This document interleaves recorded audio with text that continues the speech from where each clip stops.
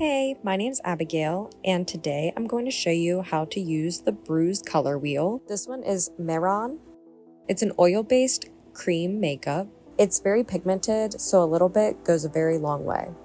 The bright red is used for fresher looking bruises, while the darker red and the blue-black are used for older looking bruises, and the yellow and the green is a sign of healing. These are also the best sponges in my opinion. They're just the regular triangle sponges and you can rip them up. I also have a really good book recommendation, Stage Makeup, the Actor's Complete Step-by-Step Guide to Today's Techniques and Materials. To get the most realistic reference images, I like to use medical websites or get inspiration from other films.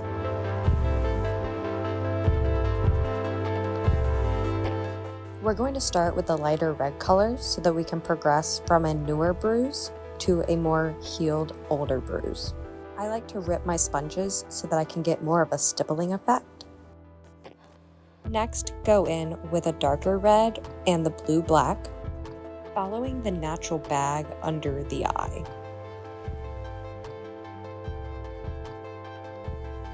I usually like to use a clean sponge so I can blend.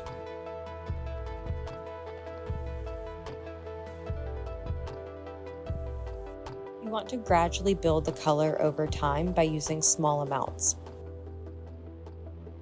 Again, following that natural bag under the eye that everybody has. You can also use your finger to blend out any harsh lines.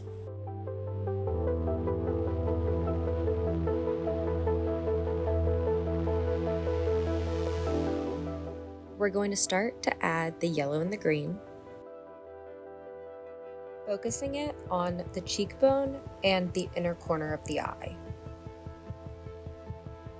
Next, adding a mix of the dark blue-black and the dark red to build up the bruising we had previously.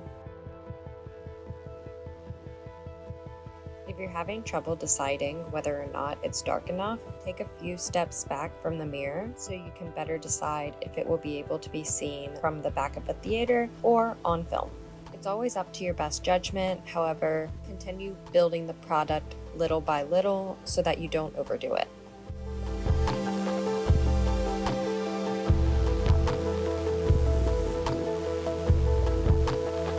We're going to continue with the green and the yellow, focusing this now on the lid, going back in with the dark blue-black and the dark red, focusing on the inner corner and following the line under the eye to create an older looking bruise.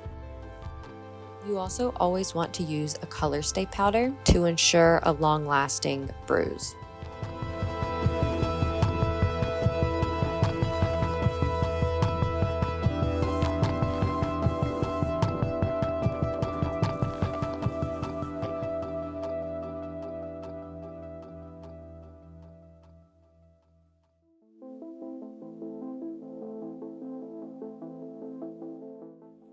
For the next look, we're going to do more of a theatrical lip cut bruise. And here's some reference images. I already ripped the sponges in half. And we're going to start with the light red again on the top lip, focusing it on just one side. Next, adding a little bit of green and yellow around the red. I'm going to darken it up with a little bit of the dark red. And then focus in a really small spot, just a little bit of the black blue.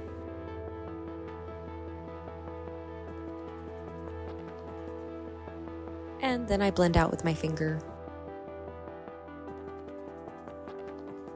I like to take the sharp edge of the sponge and slide it in a little bit of the red so that I can swipe it down the lip to create a little bit of a cut.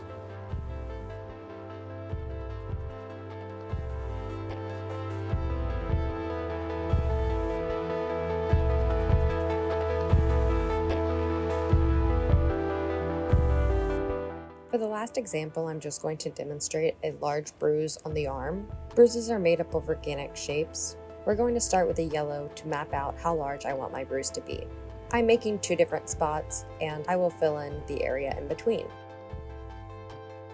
Use your green and follow the outlining of your yellow.